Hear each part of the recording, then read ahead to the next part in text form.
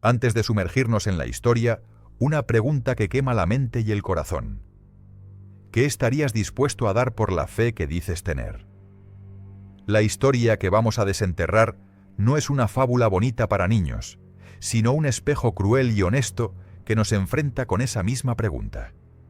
Si buscas respuestas genuinas para tu vida espiritual, suscríbete a Descubre la Fe.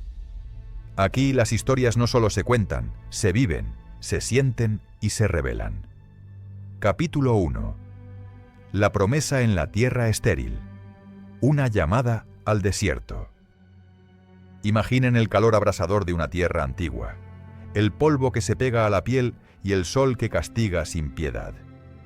Un hombre se sienta a la sombra de una palmera, sus ojos cansados miran el horizonte. No es un guerrero, no es un rey. Es Abraham, un hombre de la tierra de Ur, un lugar donde el lujo y la idolatría se daban la mano. La vida era predecible.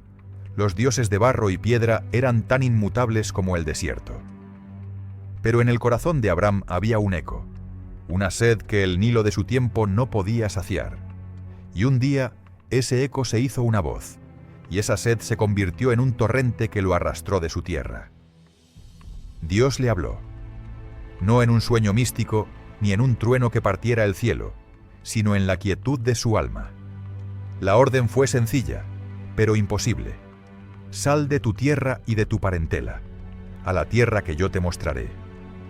Y lo más insólito de todo, la promesa que acompañaba esa orden era que él sería el padre de una nación, que de sus lomos saldrían reyes y que su nombre se haría grande.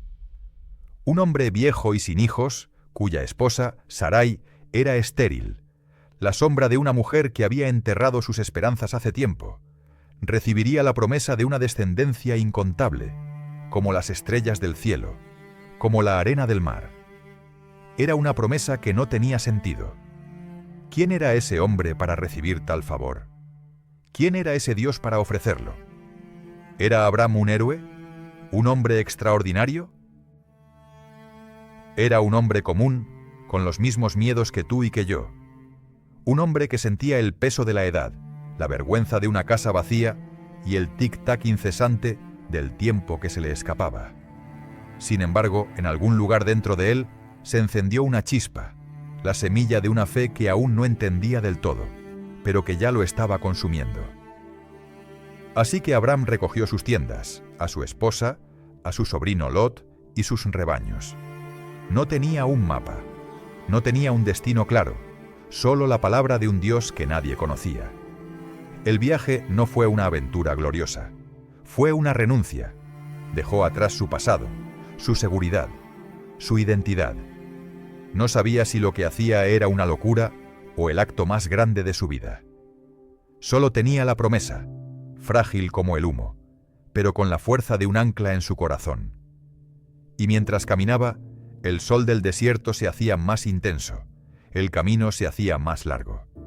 Pero en cada paso, en cada noche bajo las estrellas, en cada amanecer, la promesa de Dios crecía. Y aunque su vientre y el de Sarai seguían vacíos, y aunque el desierto se extendía interminable, la fe de Abraham comenzaba a tomar forma. No como una certeza, sino como una convicción. La convicción de que había un Dios más grande que sus miedos, más poderoso que la esterilidad, más fiel que las promesas rotas del mundo. Era el inicio de un camino que lo llevaría a convertirse en el padre de la fe. Capítulo 2. Un viaje sin mapa y un pacto inquebrantable. El camino del desierto es un maestro cruel. No te permite olvidar tu sed, ni la arena que entra en cada resquicio de tu ropa, ni el sol que te ciega hasta en el ocaso. Abraham y su séquito no caminaban, peregrinaban. Cada paso era un acto de fe, una negación de la lógica que clamaba por un hogar, por la seguridad de lo conocido.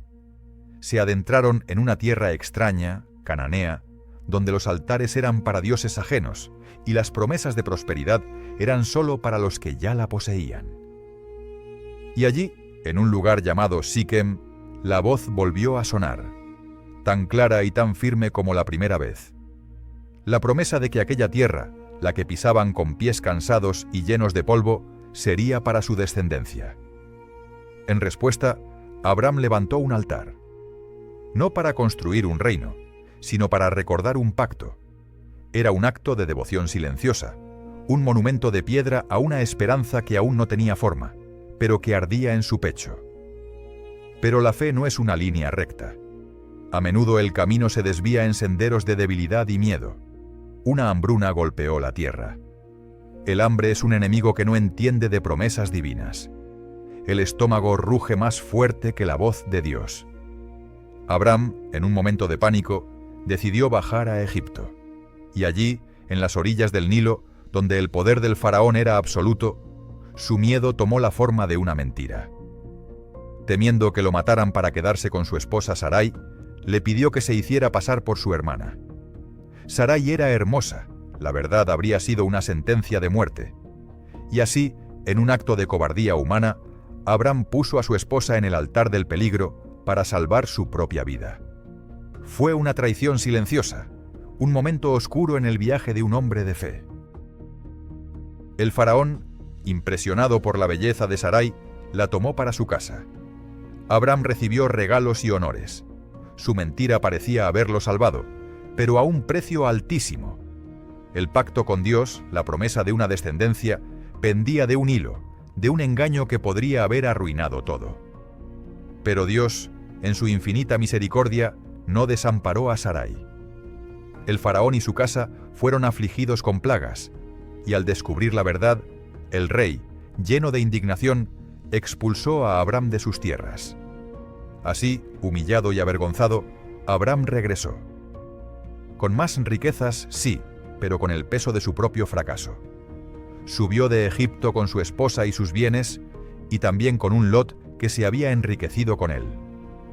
El regreso a la tierra de la promesa fue un recordatorio. Un regreso a los altares que había construido. Un regreso a la voz que había ignorado por miedo. En Betel, el mismo lugar donde había levantado su primer altar, volvió a invocar el nombre del Señor.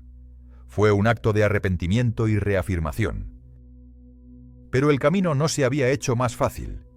Las riquezas, que antes eran un sueño, se convirtieron en un problema. Los rebaños de Abram y Lot eran tantos que la tierra no podía sostenerlos juntos. El conflicto entre sus pastores se hizo inevitable. Abram, el hombre que una vez había huido de una hambruna, ahora enfrentaba una división dolorosa. Y en este momento vemos un destello de la nobleza que Dios buscaba. Abram, el mayor, el patriarca, ofreció la primera elección a Lot. Le dijo: «No haya por favor contienda entre nosotros, porque somos hermanos». Abram, con la humildad que había aprendido del fracaso, renunció a su derecho y confió en que Dios lo bendeciría, sin importar la porción de tierra que le tocara. Lot eligió lo más verde, el valle del Jordán, dejando a Abram en la tierra que parecía más estéril, la de Canaán. Abram se quedó solo en la tierra de la promesa, y de nuevo, en esa soledad, la voz de Dios le habló. Le dijo que levantara sus ojos y mirara que todo lo que veía, de norte a sur, de este a oeste, le sería dado.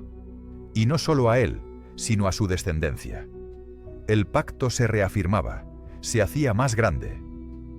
A pesar de los desvíos, las mentiras y las decisiones equivocadas, la promesa de Dios se mantenía firme.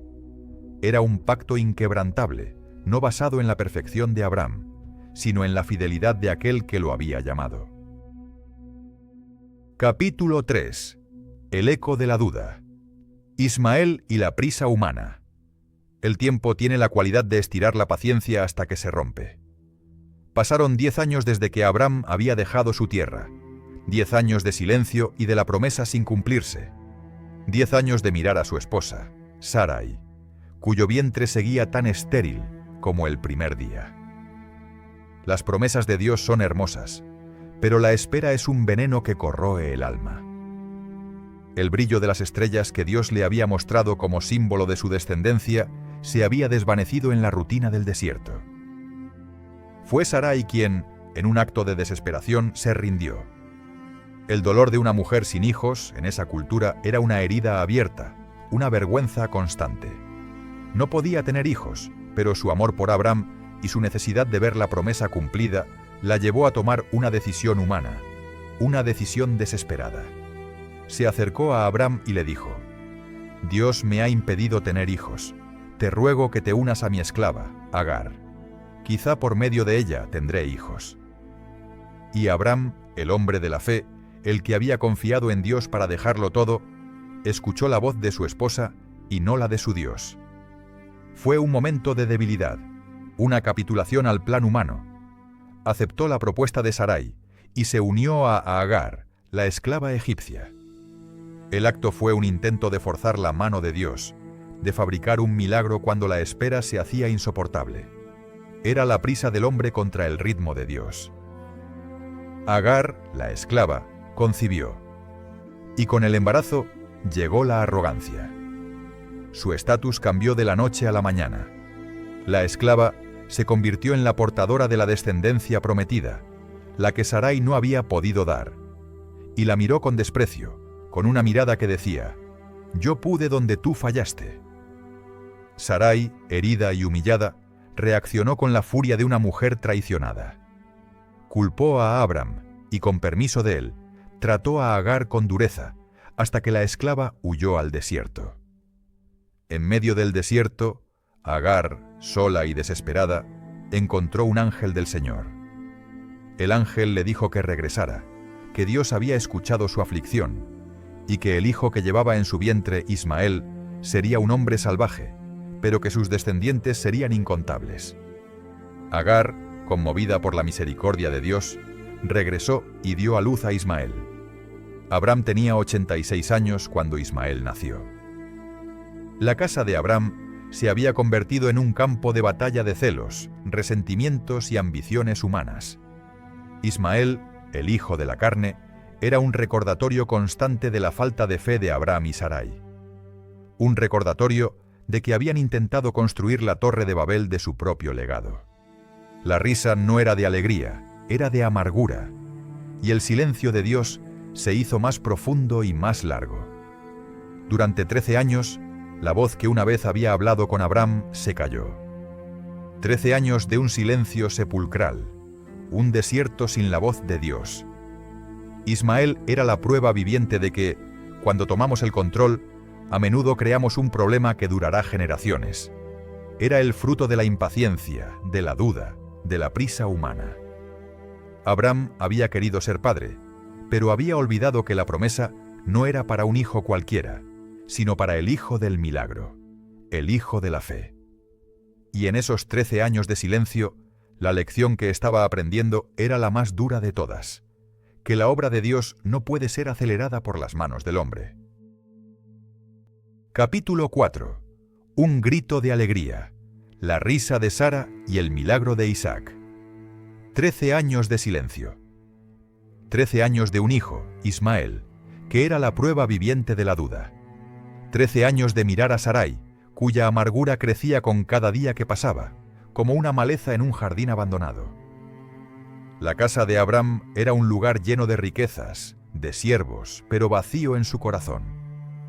La promesa de Dios, una vez tan brillante como el sol del desierto, parecía ahora un espejismo en el horizonte.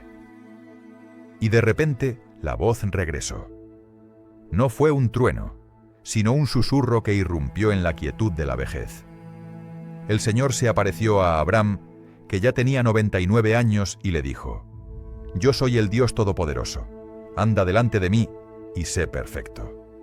Y en esa conversación le cambió el nombre.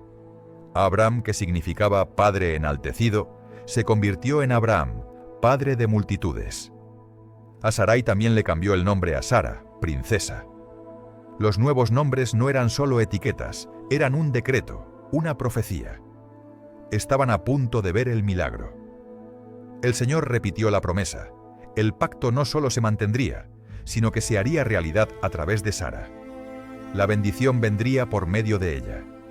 Y no solo eso, sino que nacería un hijo. Abraham, al escuchar esto, cayó sobre su rostro y se rió. Una risa de incredulidad mezclada con asombro. ¿A un hombre de 100 años le va a nacer un hijo? ¿Y Sara, de 90 años, va a dar a luz? Pero la promesa era inquebrantable. Y el Señor le dijo: «Y a su hijo le pondrás por nombre Isaac», que en hebreo significa risa. Un nombre que sería un recordatorio para toda la eternidad, un monumento a la risa de incredulidad que se transformaría en una risa de alegría. El tiempo siguió su curso, y la promesa se cumplió. Los 3 viajeros divinos que visitaron a Abraham y Sara confirmaron el milagro. Y cuando Sara, escuchando detrás de la tienda, oyó que tendría un hijo, se rió para sus adentros. La risa de ella no era de gozo, sino de escepticismo, la risa amarga de una mujer que había vivido toda su vida con la etiqueta de la esterilidad. ¿Podría una mujer vieja y sin vida en su vientre dar a luz? Y el Señor la confrontó directamente. ¿Hay algo imposible para el Señor? Ella, por miedo, lo negó. Pero el milagro no se negaría. En la estación señalada, tal como Dios había prometido, Sara concibió y dio a luz un hijo. Abraham tenía 100 años, y Sara, la mujer que había vivido con el dolor de la vergüenza, que había reído con escepticismo, ahora sostenía en sus brazos a la promesa viva. Su risa era ahora una de gozo, de asombro. Dios me ha hecho reír. Cualquiera que lo oiga, se reirá conmigo. El nacimiento de Isaac no fue solo el fin de una espera, fue la coronación de un milagro, la demostración de que la mano de Dios no está limitada por la biología, ni por la edad, ni por el paso del tiempo.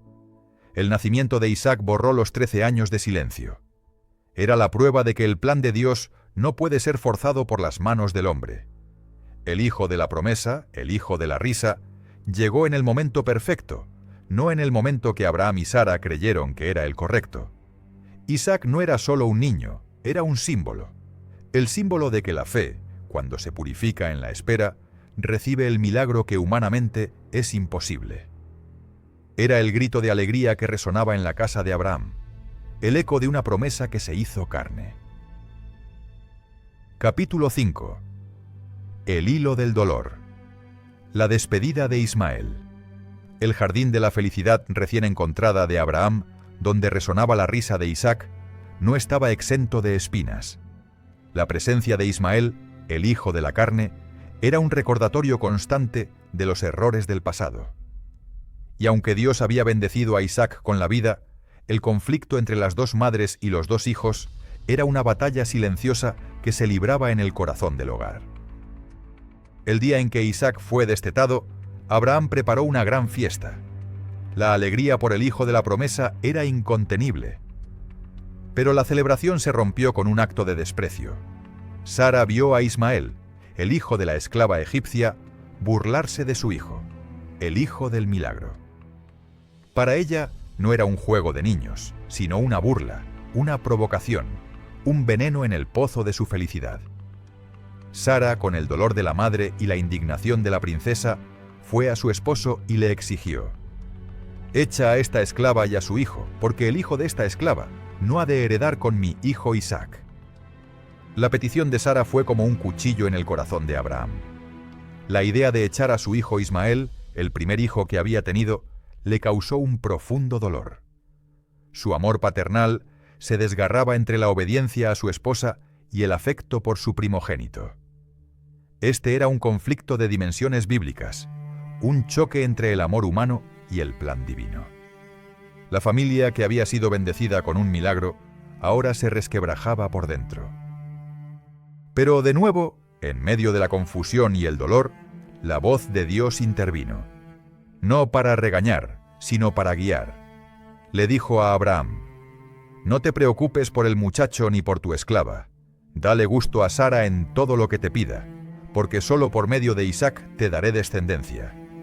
Sin embargo, también del hijo de la esclava haré una nación, porque es de tu sangre». Dios, en su infinita misericordia, no desampararía a Ismael, el fruto de la impaciencia humana, pero reafirmó que el hilo de la promesa no pasaba por él, sino por Isaac. Abraham, con el corazón encogido, se levantó temprano al amanecer.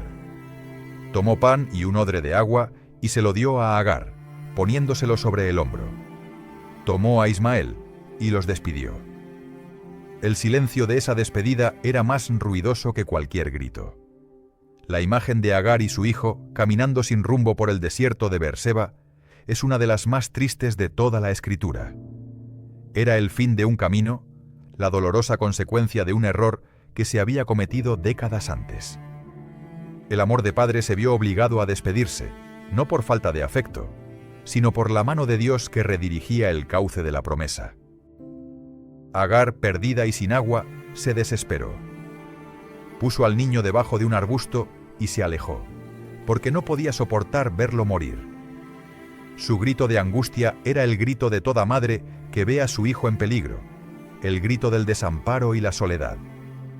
Pero Dios escuchó la voz del muchacho. El ángel del Señor llamó a Agar desde el cielo y le dijo: «¿Qué te pasa, Agar? No temas, pues Dios ha escuchado la voz del muchacho donde está. Levántate, levanta al niño y sosténlo con la mano, porque haré de él una gran nación». Entonces Dios le abrió los ojos, y ella vio un pozo de agua. Su salvación había estado allí todo el tiempo. La despedida de Ismael fue el primer gran sacrificio de Abraham. No fue en una montaña con un cuchillo, sino en un desierto, con un corazón roto. Fue el momento en que entendió que la obediencia a Dios a veces implica un dolor profundo, una renuncia de lo que amamos, incluso de aquello que creímos que era parte de nuestro destino.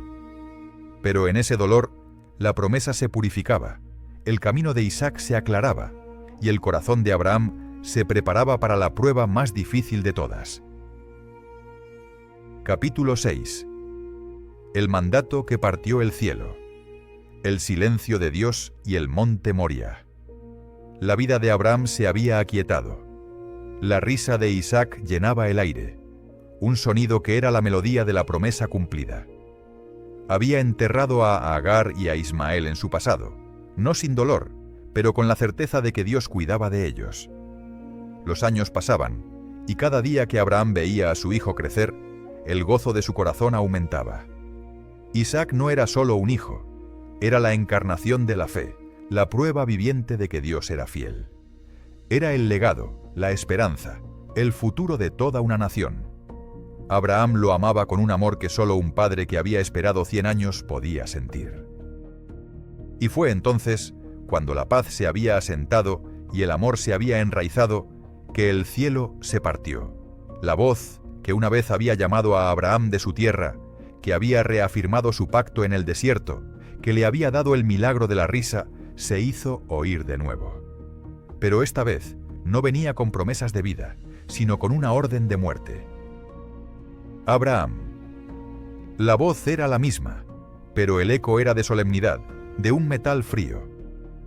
Toma ahora a tu hijo, tu único, Isaac, a quien amas, y vete a la tierra de Moría, y ofrécelo allí en holocausto sobre uno de los montes que yo te diré. El universo se detuvo. El corazón de Abraham se debió haber paralizado, sus oídos se habrían negado a escuchar. ¿Su hijo? ¿Su único hijo? El hijo de la promesa, el hijo del milagro, el que significaba risa. ¿Debía ser el sacrificio? Esto no era un mandato, era una paradoja, era una traición.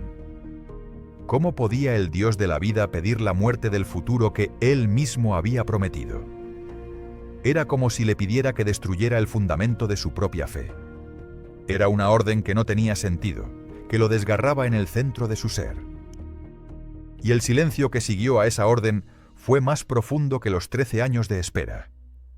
No había preguntas, no había explicaciones, solo la orden, cruda y sin concesiones. En ese momento, Abraham no tenía más que 2 opciones: obedecer o desobedecer.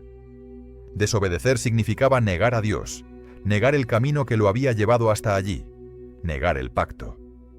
Obedecer significaba el acto más inhumano, el acto más doloroso que un padre podía cometer. Significaba matar a la esperanza, a la alegría, al legado que amaba más que a su propia vida. La Biblia nos dice que Abraham se levantó muy de mañana. No dudó, no discutió con Sara, no buscó consejo. En la quietud de la madrugada, en el crepúsculo de un día que sería el más oscuro de su vida, ensilló su asno. tomó consigo a 2 de sus siervos, cortó la leña para el holocausto y llamó a Isaac.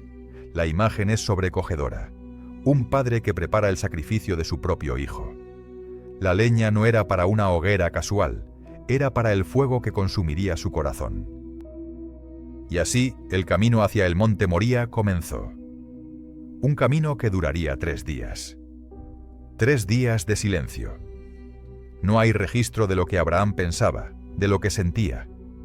El guión de la historia no tiene diálogos, solo acciones. Un padre caminando con su hijo, la leña a sus espaldas, el cuchillo escondido en el cinto. Un viaje que no era de aventura, sino de agonía. Un viaje donde la fe no era una emoción, sino un acto puro y brutal de voluntad. Un viaje a la montaña donde la obediencia y el amor chocarían con una fuerza catastrófica. Y en cada paso, Abraham cargaba no solo la leña, sino el peso incomprensible de una orden que había partido el cielo. Capítulo 7. 3 días en la sombra. El camino del sacrificio. El sol del primer día se alzó sobre el desierto, pintando el horizonte de un rojo que parecía una advertencia. Abraham, su hijo Isaac y los 2 siervos caminaban en silencio. El único sonido era el crujido de la leña sobre los hombros de Isaac y el sordo golpe de los cascos del asno sobre la tierra. No había conversación, no había cantos, solo el eco de una orden que martilleaba en la mente de un padre. El silencio de Abraham no era un silencio de paz, era un silencio de tormenta. ¿Qué le decía a su hijo, a quien amaba más que a la vida misma?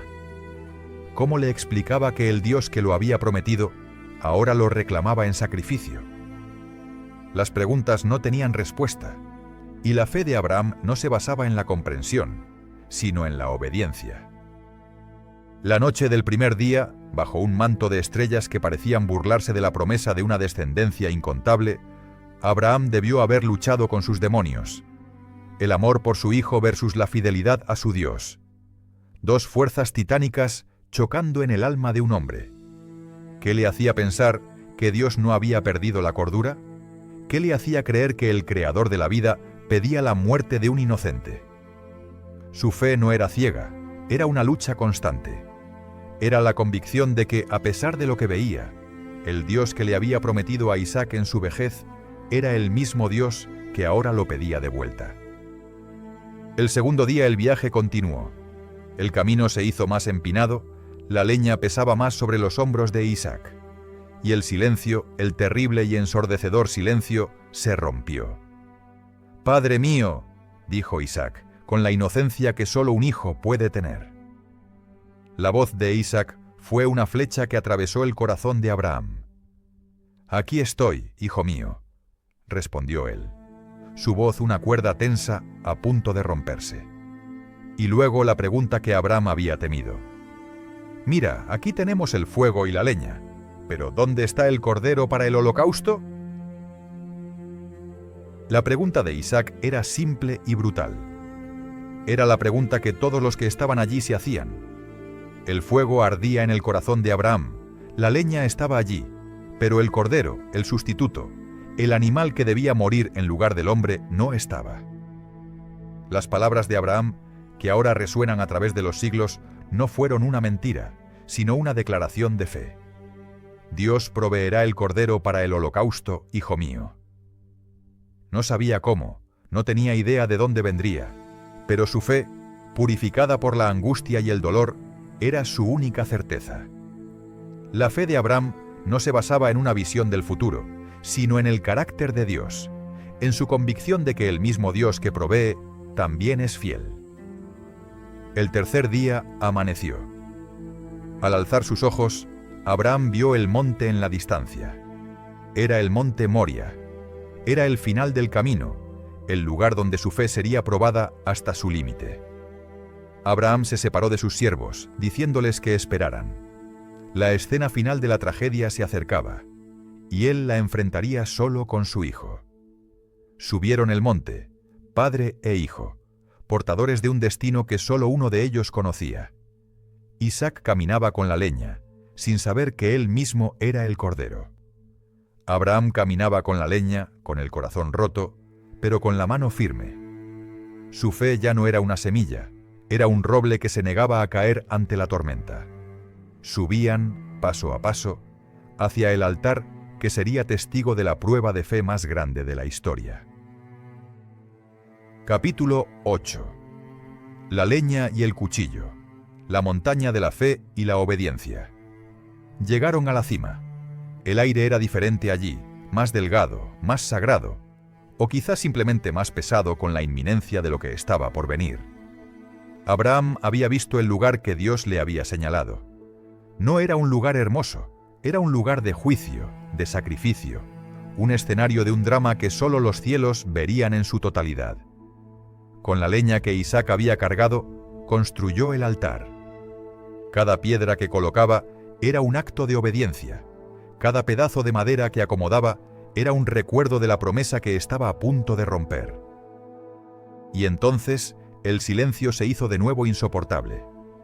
Isaac miró el altar, miró la leña y luego miró a su padre, con la misma pregunta en sus ojos. Una pregunta que ya no era solo de curiosidad, sino de preocupación. No había cordero. Y en ese instante, en la cima del monte, Abraham, con el corazón en un puño, le reveló a su hijo la terrible verdad. Con manos temblorosas pero firmes, ató a Isaac. El hijo, que era la fuerza de su padre, se dejó atar. No hubo lucha, no hubo gritos. La confianza de Isaac en su padre era absoluta, y su obediencia tan pura como la de Abraham. La imagen es desgarradora. Un padre atando a su hijo, no por odio, sino por amor. Un amor que se entregaba por una fe aún más grande. Con Isaac tendido sobre el altar, Abraham tomó el cuchillo. La hoja de metal debió haber brillado con el sol, un reflejo de la agonía que consumía a Abraham. La mano que una vez había sostenido la mano de Isaac en el desierto, ahora levantaba un arma para tomar su vida. La mano que había acariciado la cabeza de su hijo al dormir, ahora se preparaba para asestar el golpe final. Era el clímax de la fe, el momento de la verdad, el instante en que toda su vida, todas sus promesas, todo su ser, se reducirían a un simple acto. ¿Obedecería hasta el final? Abraham cerró los ojos y el mundo se desvaneció. Solo quedaba él, el cuchillo en alto, su hijo en el altar, y el eco de una voz que le había pedido lo imposible. No había una lucha de voluntad en ese momento, sino una entrega total. No era un acto de crueldad, sino un acto de adoración. La fe de Abraham no se probaba en la alegría del milagro, sino en el dolor del sacrificio. Levantó el cuchillo. Su mano era un monumento a la obediencia. Su corazón era un sacrificio aún más grande que su hijo. En ese milisegundo, cuando el filo del cuchillo estaba a punto de descender, Abraham le había entregado a Dios no solo a Isaac, sino a su propia vida, su legado, su esperanza. Todo estaba en juego. Capítulo 9. Un grito desde el cielo. La intervención divina. El cuchillo de Abraham descendía. El tiempo se había detenido, suspendido en el aire con el peso de la fe y el dolor. En la mente de Abraham, el eco del grito de una promesa y el silencio de una obediencia se fusionaban en un solo sonido, un zumbido que lo llenaba todo. No había dudas, solo el terrible y absoluto acto de amor y fe que estaba a punto de completar. Y entonces el mundo entero se detuvo por un segundo. Un grito, no de Isaac, ni de un hombre, sino de un ángel. Una voz que vino del cielo, una voz que no era la misma que había dado la orden, pero era una voz que tenía la autoridad de Dios mismo. ¡Abraham! ¡Abraham! La mano de Abraham se detuvo. El cuchillo quedó inmóvil, suspendido a unos centímetros de la piel de su hijo. La voz había sido un ancla, un freno de mano puesto en el momento exacto. La desesperación y la agonía que habían endurecido su rostro se rompió. «Aquí estoy», respondió con el aliento que apenas le quedaba. Y la voz del ángel continuó: «No pongas tu mano sobre el muchacho ni le hagas nada. Ya sé que temes a Dios porque no me has negado a tu único hijo». En esas palabras No había un regaño por haber estado a punto de obedecer, sino un reconocimiento.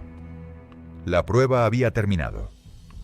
La fe de Abraham no se había quedado en una emoción, en una creencia abstracta, sino que se había manifestado en un acto de obediencia radical. Dios no quería la muerte de Isaac, quería el corazón de Abraham, un corazón que estuviera dispuesto a entregarle lo que más amaba. El cuchillo no se clavaría en la carne, sino en la mentira de que el hombre puede controlar su destino. Abraham, con las lágrimas corriendo por su rostro, soltó a Isaac. Y mientras lo desataba, mientras sus manos liberaban a su hijo de las cuerdas, un sonido llamó su atención. Un carnero. Detrás de él, enredado por los cuernos en un zarzal, había un animal. No era un cordero, era un carnero, un macho adulto, fuerte, listo para el sacrificio. Dios no solo había detenido el sacrificio, sino que había provisto la ofrenda. El carnero estaba allí, esperando. Estaba allí en el momento preciso, en el lugar exacto. Abraham, con un corazón lleno de gratitud y asombro, tomó el carnero y lo ofreció en holocausto en lugar de su hijo. Y a ese lugar, a ese monte de la prueba y la provisión, Abraham le dio un nombre que perduraría por siempre: Jehová Jireh, el Señor proveerá. La fe de Abraham se había vuelto inquebrantable. Había pasado por la noche más oscura de su alma y había encontrado la luz de la fidelidad de Dios. Había estado dispuesto a entregar a su hijo, y en ese acto había recibido no solo a Isaac de vuelta, sino también la promesa reafirmada de que Dios es fiel para siempre. El monte Moria no era un lugar de tragedia, sino de triunfo. La historia del sacrificio de Isaac no es una historia de muerte, sino de resurrección de la fe. Capítulo 10. La reafirmación del pacto. El juramento de Dios. En la cima del monte Moría, con la sangre del carnero aún caliente sobre las piedras del altar, la voz del cielo resonó una vez más. Ya no era la voz de un ángel, sino la voz de Dios mismo, solemne y definitiva. Por mí mismo he jurado, dice el Señor. Por cuanto has hecho esto, y no me has negado a tu único hijo, te bendeciré con grandes bendiciones, y multiplicaré tu descendencia como las estrellas del cielo, y como la arena del mar. Tu descendencia poseerá las puertas de sus enemigos. En tu descendencia serán benditas todas las naciones de la tierra, por cuanto obedeciste mi voz. El eco de estas palabras llenó el monte. No era una simple repetición de la promesa, era un juramento. Dios, que no necesita jurar, lo hizo por sí mismo, por su propio nombre. Era la confirmación absoluta de que el pacto con Abraham no era condicional a la perfección humana, sino que se había sellado con la prueba de fe más grande. La promesa de la descendencia, que una vez fue una esperanza susurrada, ahora era una certeza inquebrantable, sellada con el dolor y la obediencia de Abraham. La prueba no había sido para que Dios supiera el corazón de Abraham, porque Dios ya lo sabía. La prueba fue para que Abraham se conociera a sí mismo, para que viera la profundidad de su propia fe. Moria fue el lugar donde su fe dejó de ser una creencia y se convirtió en una convicción radical. Abraham había estado dispuesto a entregar su futuro, su legado, su alegría, y en ese acto se encontró con un Dios que proveía, un Dios que no se deleita en la muerte, sino en la obediencia que nace de un corazón rendido. El pacto ahora tenía un nuevo significado. No era solo sobre una tierra o una nación, sino sobre una bendición que se extendería a todas las naciones de la tierra. La descendencia de Abraham no era solo una línea de sangre, sino que se convertiría en un linaje de fe, un camino abierto para que todos los que creyeran pudieran ser bendecidos. La obediencia de un hombre en una montaña solitaria había abierto un cauce de gracia que fluiría por toda la historia. Abraham, con Isaac a su lado, bajó del monte. No bajó como un hombre que había cometido una locura, sino como el padre de la fe. Su viaje de regreso fue un viaje de gratitud, de adoración, de una fe que había sido probada con fuego y había salido más fuerte. La lección del monte Moria se había grabado en su alma. Dios es fiel. El Dios de la promesa es el Dios de la provisión. Y lo más importante, el Dios que pide es el mismo Dios que provee. Capítulo 11. El regreso en silencio. Un viaje transformado. El camino de regreso, desde el monte Moria, no era el mismo camino de 3 días atrás. El polvo y las piedras eran los mismos. El sol de la tarde seguía calentando la tierra. Pero los hombres que caminaban sobre ella habían sido cambiados para siempre. Abraham no era el mismo padre que había ascendido la montaña con el corazón destrozado. Y a Isaac no era el mismo hijo que había cargado la leña sin saber su destino. El silencio entre ellos no era el silencio tenso de la agonía, sino un silencio de gratitud y de asombro. Imaginemos ese descenso. La mano de Abraham, que un par de horas antes había estado a punto de quitar una vida, ahora sostenía la de su hijo con una fuerza renovada, un agarre que decía: «Te he perdido y te he recuperado». Isaac, que había estado a punto de morir por orden de su padre, ahora caminaba a su lado, con una confianza en ese padre y en el Dios de ese padre que era más fuerte que cualquier pregunta. En el camino de ida, cada paso había sido una carga, un peso insoportable sobre el alma de Abraham. En el camino de vuelta, cada paso era un acto de adoración.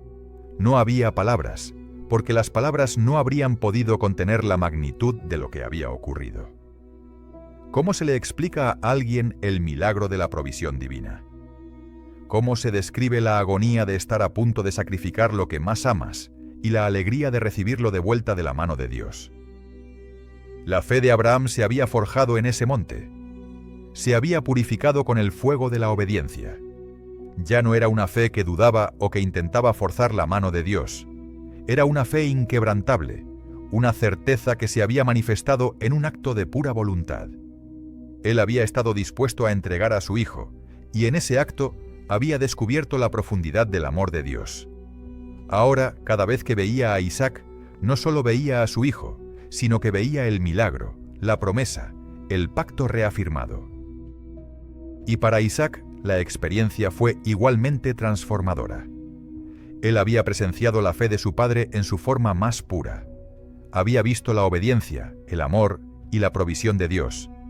Él no era solo el hijo de Abraham, sino que se había convertido en el heredero de la fe, el portador del legado, el testigo del sacrificio y del rescate.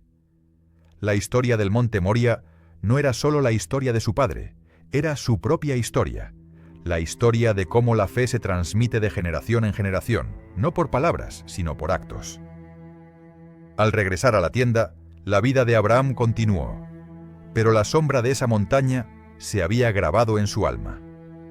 Cada vez que el sol se ponía, cada vez que miraba a las estrellas, el eco de la voz del ángel resonaba. El monte Moria fue un antes y un después. Un antes, donde la fe era una promesa, y un después, donde la fe era una certeza, sellada con un juramento de Dios y la obediencia de un hombre que había amado a su Dios por encima de todo. Capítulo 12. El fin de Sara y la fe que traspasa la muerte. El eco de la risa de Isaac había crecido hasta convertirse en la voz de un hombre joven. Los años de paz se sucedieron en la vida de Abraham y Sara. El milagro de la concepción de Isaac no solo había traído un hijo, sino que había reavivado la llama del amor y la esperanza en su hogar. Pero el tiempo, inexorable, sigue su curso, y ni la fe más profunda puede detener su avance.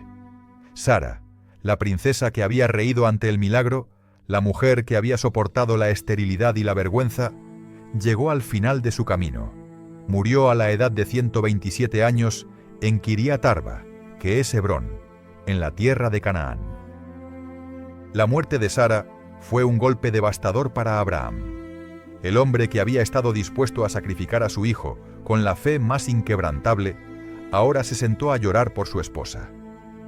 Las Escrituras no ocultan su dolor. Nos muestran a Abraham en su luto, un hombre roto por la pérdida de la mujer que había sido su compañera en un viaje de fe que duró casi un siglo. Sara no era solo su esposa, era la portadora de la promesa. Ella había sido la matriz del milagro, la razón de la risa. Su muerte era el fin de una era. Pero la fe de Abraham no se detuvo en el dolor.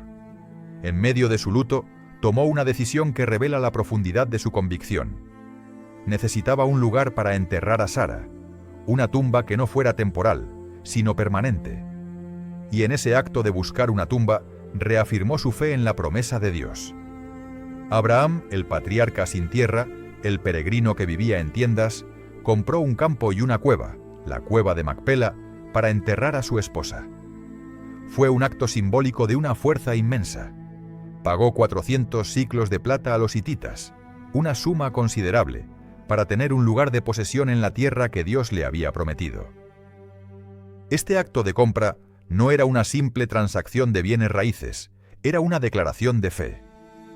Al comprar la cueva, Abraham no solo aseguraba un lugar de descanso para su amada Sara, sino que también afirmaba su derecho, no a la tierra que pisaba, sino a la tierra que Dios le había prometido.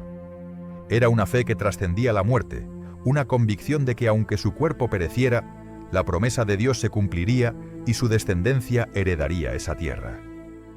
La tumba de Sara se convirtió en el primer pedazo de la tierra prometida que Abraham poseyó.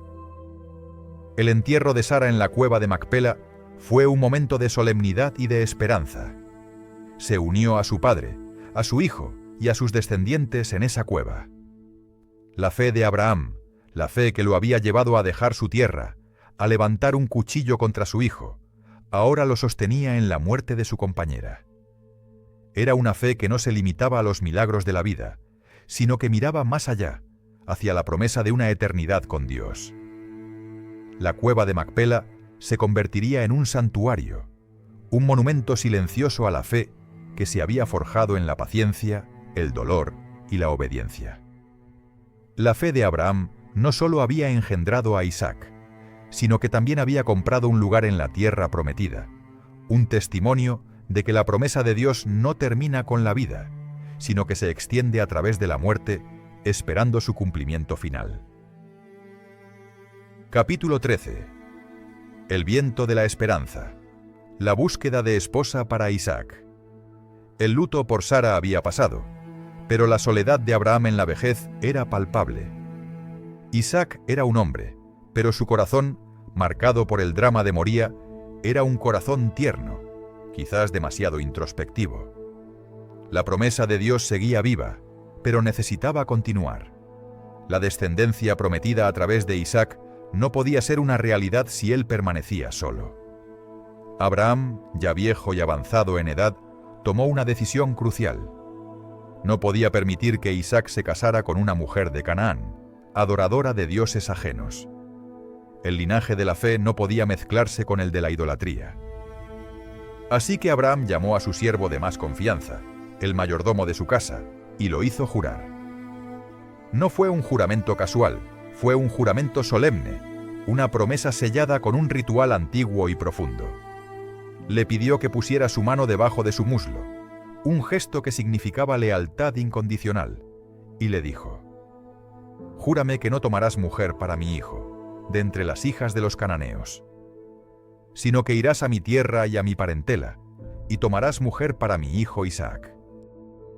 El siervo, un hombre fiel y prudente, preguntó con lógica: «¿Y si la mujer no quiere seguirme a esta tierra? ¿Debo llevar a tu hijo de vuelta a tu tierra?». La respuesta de Abraham fue rotunda: «Guárdate de hacer volver a mi hijo allá. El Señor, el Dios del cielo, enviará a su ángel delante de ti, y tú tomarás de allí mujer para mi hijo». La fe de Abraham no se había desvanecido. No solo confiaba en Dios, sino que también confiaba en que Él enviaría a un ángel, una intervención divina, para asegurar que la promesa continuara. Había en la voz de Abraham no una preocupación, sino la certeza de que el Dios que había provisto en Moria también proveería ahora. El siervo se levantó y se puso en camino. Llevaba 10 camellos cargados con los mejores regalos de su señor, no para comprar una esposa, sino para honrar a la familia de la futura novia. Era un viaje largo, agotador, un viaje que dependía enteramente de la guía divina. El siervo llegó a la ciudad de Nacor, en Mesopotamia, y se detuvo junto a un pozo a la hora en que las mujeres salían a sacar agua. Sabía que necesitaba una señal. No podía elegir al azar. La elección tenía que ser de Dios. Así que hizo una oración simple y audaz, con un corazón sincero. Señor, Dios de mi señor Abraham, dame hoy un buen encuentro. He aquí, yo estoy de pie junto a esta fuente de agua. La joven a quien yo diga, por favor, inclina tu cántaro para que yo beba, y ella me responda, bebe, y también daré de beber a tus camellos, sea la que tú has destinado para tu siervo Isaac. El siervo no solo pedía agua para él, sino para 10 camellos sedientos, un acto de generosidad que requeriría una disposición y un corazón fuera de lo común. Y antes de que terminara de hablar, la respuesta llegó. Una joven hermosa, de nombre Rebeca, virgen y de gran belleza, salió con un cántaro al hombro. Y el siervo, con el corazón latiendo con esperanza, le pidió de beber. Y ella, con una amabilidad que iba más allá de la cortesía, respondió no solo dándole de beber, sino que también dijo, también para tus camellos sacaré agua, hasta que acaben de beber. Era la señal. El viento de la esperanza sopló sobre la vida de Abraham y de Isaac. La obediencia de Abraham, la fidelidad de su siervo y la intervención de Dios se habían unido en un pozo en una tierra lejana. La promesa no era solo una herencia, era un legado que se transmitía por la fe. Y la fe de Abraham, incluso en su vejez, se había manifestado en un acto de absoluta confianza en que el Dios que había iniciado la obra la completaría. Capítulo 14. Rebeca en el pozo. El encuentro y el amor. El siervo de Abraham observó a Rebeca con asombro. La petición de su corazón había sido respondida antes de que el último eco de su oración se desvaneciera. Ella, con una amabilidad que iba más allá de la cortesía, no solo había ofrecido agua para él, sino que también se había apresurado a dar de beber a los 10 camellos. Un acto de esfuerzo físico monumental, una señal que hablaba de un corazón generoso y una voluntad de servicio que no era común. El siervo, maravillado, le entregó un hermoso pendiente de oro y 2 brazaletes de oro. Era un adelanto, un símbolo de la riqueza del hombre para quien ella estaba destinada, un destello del futuro que le esperaba. Al saber que ella era hija de Betuel, el hijo de Milca, la esposa de Nacor, el hermano de Abraham, el siervo se inclinó y adoró al Señor. El hilo de la promesa, el hilo de sangre y de fe, se había tejido a través de las generaciones y se había encontrado en ese pozo en una tierra lejana. El siervo fue invitado a la casa de la familia de Rebeca, y allí, con el corazón lleno de gratitud, les contó toda la historia. No solo el propósito de su viaje, sino también la grandeza de Abraham, la promesa de Dios, el nacimiento milagroso de Isaac y la fe que había guiado cada paso. La familia escuchó. El hermano de Rebeca, Labán, y su padre Betuel, se dieron cuenta de que la mano de Dios estaba en todo esto.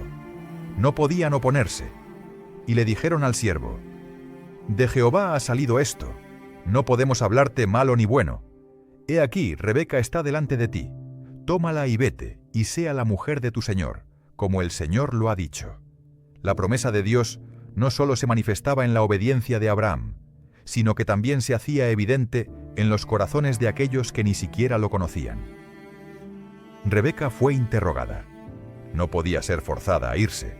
Su consentimiento era crucial. Su madre y su hermano le preguntaron, ¿irás con este hombre? Y la respuesta de Rebeca fue simple, pero llena de una fe que aún no entendía del todo. Sí, iré. Con esa palabra, ella dejó su tierra, su familia y su pasado. Como Abraham, ella se embarcaba en un viaje a lo desconocido, a un futuro que dependía de una promesa divina que no había visto con sus propios ojos. La fe no era solo para el hombre, era para la mujer que llevaría la promesa en su vientre. Mientras tanto, en la tierra de Canaán, Isaac estaba en el campo, meditando al atardecer. La soledad después de la muerte de su madre era palpable, y en el horizonte vio un grupo de camellos que se acercaba. Y Rebeca, al ver a un hombre joven y apuesto en el campo, se bajó del camello y le preguntó al siervo: «¿Quién es aquel hombre que viene por el campo a nuestro encuentro?». Y el siervo le respondió: «Es mi señor». Y Rebeca se cubrió el rostro con un velo, un símbolo de reverencia y de su compromiso con él. Isaac recibió a Rebeca, la llevó a la tienda de su madre Sara y se casó con ella. La amó.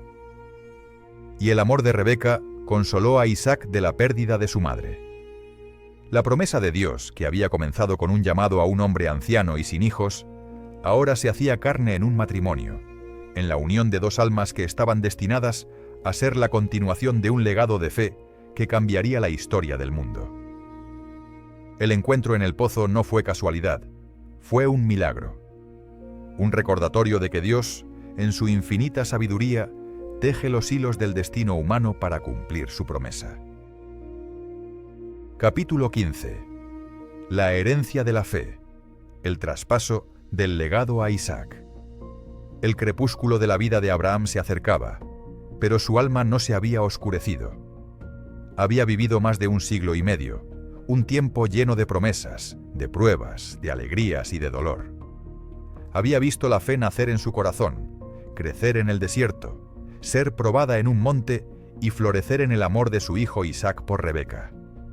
Ahora, con el peso de los años sobre sus hombros, el último acto de su vida terrenal no era una lucha, sino una entrega. El legado que había cargado por tanto tiempo debía ser transferido. Abraham tomó una decisión final.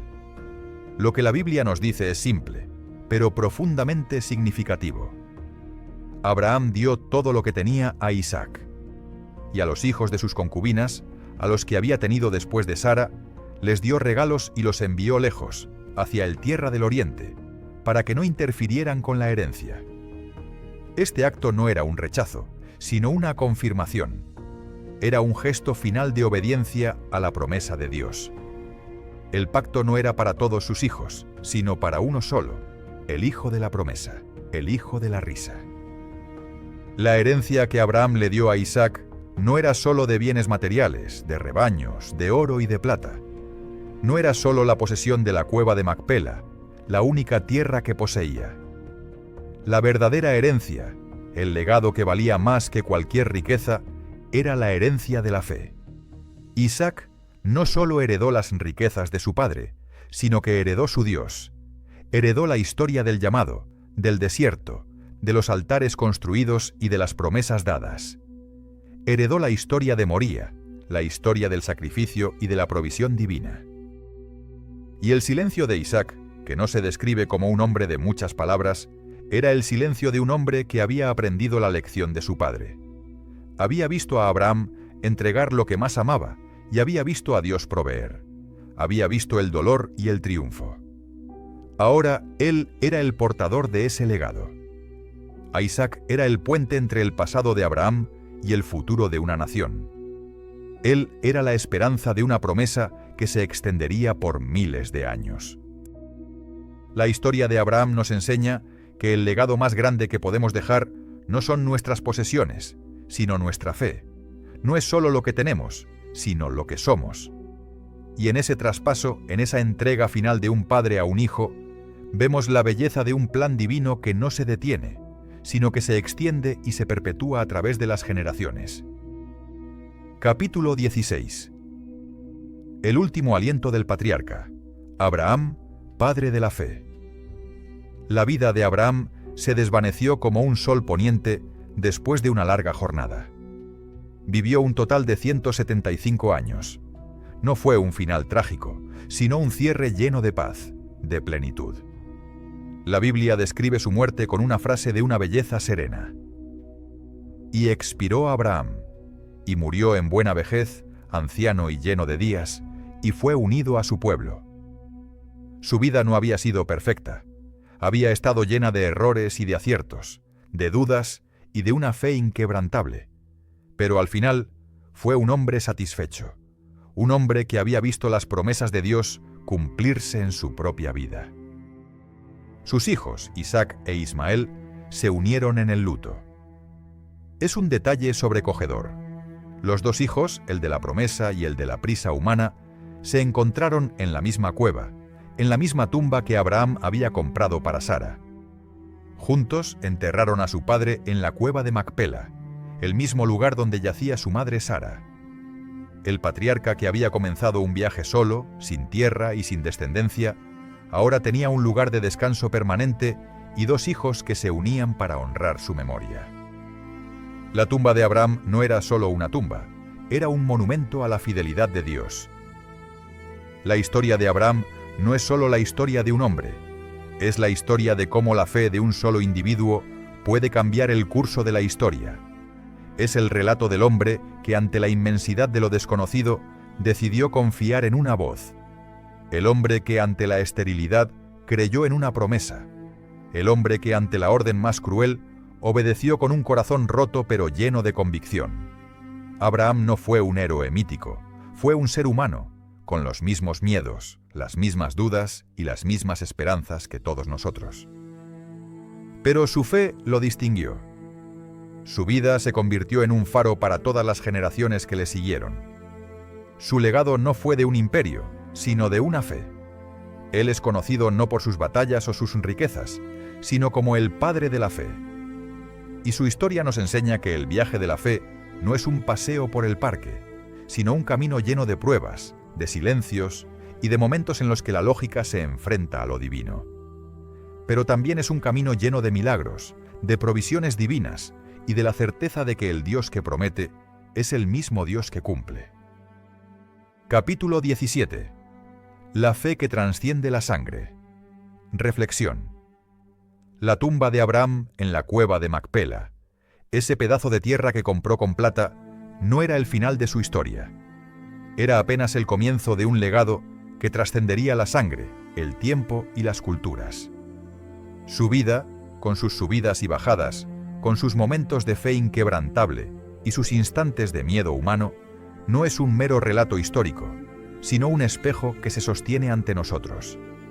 Es un espejo cruelmente honesto que nos pregunta: ¿en qué basas tu propia fe?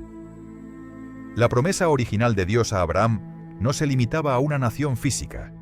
Se trataba de un linaje espiritual, de una bendición que, como las ondas en el agua, se extendería hasta los confines de la tierra. En tu descendencia serán benditas todas las naciones de la tierra. Esta frase, que resonó en el monte Moriah después de la prueba más difícil, no se refería a los genes que se transmitirían, sino a la fe que se imitaría. La fe que lo separó de la idolatría de Ur, que lo sostuvo en la espera del desierto, que lo hizo alzar un cuchillo con un corazón roto, y que lo hizo confiar en que Dios proveería. La fe de Abraham es la herencia de todos los que, sin importar su origen o su historia, eligen confiar en el mismo Dios. Es un lazo espiritual que nos conecta con ese hombre que, hace miles de años, se atrevió a creer en lo imposible. No somos hijos de Abraham por la sangre que corre por nuestras venas, sino por la convicción que arde en nuestros corazones. Es la fe que nos permite ver la luz en la oscuridad, la esperanza en la desesperación y la certeza en la incertidumbre. La historia de Abraham nos libera de la carga de la perfección. Él no era perfecto. Mintió sobre su esposa, intentó forzar la promesa con Agar y dudó en su risa inicial. Pero su imperfección no invalidó la fidelidad de Dios. Al contrario, la hizo más evidente. Abraham nos enseña que Dios no busca héroes sin defectos, sino corazones dispuestos a caminar con Él, incluso si el camino es oscuro y desconocido. Nos enseña que la fe no es la ausencia de miedo, sino la obediencia a pesar del miedo. En un mundo donde buscamos la seguridad en lo visible y lo tangible, la vida de Abraham es un grito en el desierto. Es un recordatorio de que la verdadera seguridad no se encuentra en las riquezas de una tierra o en el poder de un ejército, sino en la voz de un Dios que a menudo nos pide que soltemos todo para que Él pueda darnos todo. Su fe no era una creencia pasiva, sino una acción radical. Fue un acto de renuncia, de sacrificio y de obediencia. Y en ese acto nos dejó un camino a seguir. Un camino que nos invita a dejar atrás lo conocido, a esperar en la promesa y a confiar en que, incluso en el monte más oscuro, el Señor proveerá. La historia de Abraham es el eco de una verdad eterna. La fe no es un destino, es un viaje. Y en ese viaje, cada uno de nosotros tiene la oportunidad de convertirse en un hijo de Abraham, no por linaje, sino por una elección del corazón. Capítulo 18. Moría en nuestros corazones. La aplicación contemporánea. La historia del monte Moría, con su dramático clímax de cuchillo, altar e intervención divina, no es un simple relato para asombrarnos. Es un espejo que nos obliga a mirar hacia adentro, un desafío a la comodidad de nuestra fe moderna.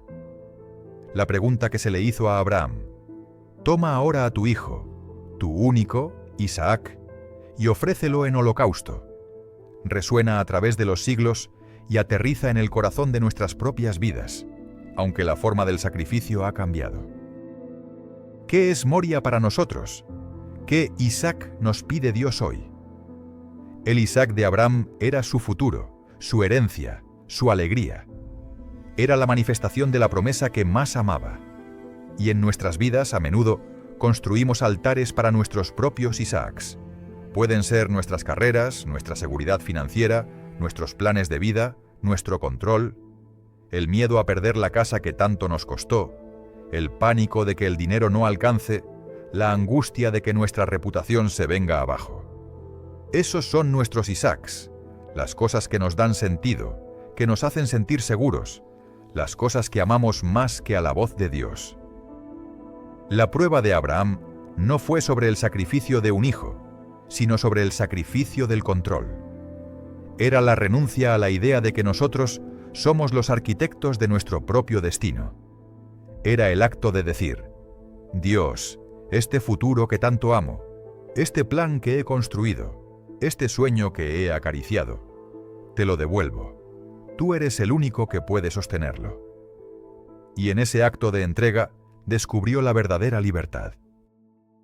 En un mundo que nos grita que debemos tenerlo todo, la historia de Moria nos susurra que debemos soltarlo todo. Nos desafía a vivir con una fe que no se basa en lo que podemos ver o tocar, sino en la certeza de un Dios que es más grande que nuestros miedos, más fiel que nuestras promesas. Nos invita a construir altares no solo para celebrar nuestras victorias, sino también para sacrificar nuestros apegos. La lección de Moria no es sobre una acción brutal, sino sobre una actitud del corazón. Una actitud que dice: Señor, no hay nada en mi vida que no esté dispuesto a poner sobre el altar. No hay sueño que sea más grande que tu voluntad. No hay persona que sea más importante que tu presencia. No hay seguridad que sea más valiosa que tu promesa. Esa es la verdadera fe de Abraham. Una fe que nos llama a soltar el cuchillo del control y a confiar en que el Dios que nos pide lo más valioso es el mismo Dios que ya ha provisto el Cordero. Capítulo 19. El propósito de la prueba. ¿Por qué Dios permite el dolor? A veces, la fe se siente como caminar por un sendero de dolor con los ojos vendados, confiando en que una mano invisible nos guiará. La historia de Abraham y la prueba del monte Moría nos confronta con una pregunta que ha atormentado a la humanidad por milenios. ¿Por qué Dios, que es amor, permite el sufrimiento y la prueba? ¿Por qué la fe debe ser purificada en el fuego de la angustia y el dolor? La respuesta no es simple, pero la vida de Abraham nos da un destello de luz en esa oscuridad. La prueba de Moría no fue para castigar a Abraham, sino para refinar su fe. El oro no se purifica sin fuego, y la fe no se fortalece sin la prueba. La fe de Abraham, que había nacido de una promesa, maduró en el dolor. En la prueba, su fe dejó de ser una teoría y se convirtió en una realidad tangible, una convicción tan fuerte que estaba dispuesto a sacrificar a su propio hijo. El dolor que experimentamos no es un castigo de un Dios cruel, sino una herramienta de un Dios artesano. En los momentos de mayor angustia, en el silencio de la espera, en el desgarro de una pérdida, es cuando nos vemos obligados a soltar nuestros ídolos, nuestras seguridades, nuestro control. El dolor es a menudo el camino por el que nos desprendemos de lo que no es de Dios para que podamos aferrarnos a lo que sí lo es. La prueba de Abraham no fue sobre el sacrificio de Isaac, sino sobre la revelación del corazón de Abraham. Era para que él, y todos nosotros, viéramos que su fe era real, que no era solo una creencia superficial, sino una convicción que se extendía hasta lo más profundo de su ser. En el dolor, nuestra verdadera fe se hace evidente, no solo para Dios, sino también para nosotros mismos. Descubrimos de qué estamos hechos, qué es lo que realmente amamos y dónde está nuestra verdadera esperanza. Así que, cuando te encuentres en tu propio monte Moría, en tu propio valle de lágrimas, recuerda que la prueba no es el fin del camino, sino el crisol donde tu fe se está forjando. No es la ausencia de Dios, sino la presencia de un Dios que confía en ti lo suficiente como para dejarte caminar por el fuego. Porque la prueba, aunque sea dolorosa, siempre tiene un propósito. Y ese propósito es llevarte a un lugar de fe más profundo, más real, más inquebrantable. Capítulo 20. El Dios que provee. La promesa que siempre permanece. La historia de Abraham es un tapiz tejido con los hilos de la fe y el dolor, la promesa y la espera. Pero si hay una sola verdad que resplandece más que todas las demás en este relato, es esta, que el Dios que nos pide es el mismo Dios que provee. El nombre que Abraham le dio a ese monte, Jehová Jiré, el Señor proveerá, no fue solo un nombre para un lugar, sino una declaración para la eternidad. Es el sello de una fe que ha pasado por el fuego y ha salido victoriosa. La vida de Abraham nos enseña que el camino de la fe no es siempre un camino de respuestas, sino un camino de confianza. Él no entendió la orden, pero confió en la naturaleza de aquel que la daba. Él no vio el cordero al principio, pero supo que Dios proveería. Y en esa confianza recibió no solo a su hijo de vuelta, sino también la promesa reafirmada de que Dios es fiel. El carnero enredado en el zarzal no fue un accidente, fue un milagro. Fue el recordatorio palpable de que Dios no quiere sacrificios crueles, sino corazones que confían en Él. Y hoy, esa misma verdad resuena en nuestras propias vidas. Cuando nos enfrentamos a nuestros propios montes Moría, a las pruebas que nos duelen, a las decisiones que nos exigen entregar lo que más amamos, la historia de Abraham es nuestro faro. Es la luz que nos recuerda que no estamos solos. El Dios que detuvo la mano de Abraham, el Dios que proveyó el carnero, es el mismo Dios que camina con nosotros hoy. Él ve nuestra fe, ve nuestro dolor y tiene un plan que es más grande que nuestros miedos. Así que, al cerrar esta historia, no te quedes solo con el relato de un hombre. Quédate con la verdad que nos legó. La verdad de que no importa cuán oscuro sea el camino, no importa cuán imposible parezca la orden, el Señor siempre proveerá. Confía en Él. Y si esta historia ha tocado tu corazón y ha encendido una chispa de fe, te invitamos a unirte a nosotros. Suscríbete a Descubre la Fe para más historias que desafiarán tu forma de pensar y activan la campana de notificaciones para no perderte ni un solo video. Comparte este video con alguien que necesite un recordatorio de que en el monte el Señor proveerá.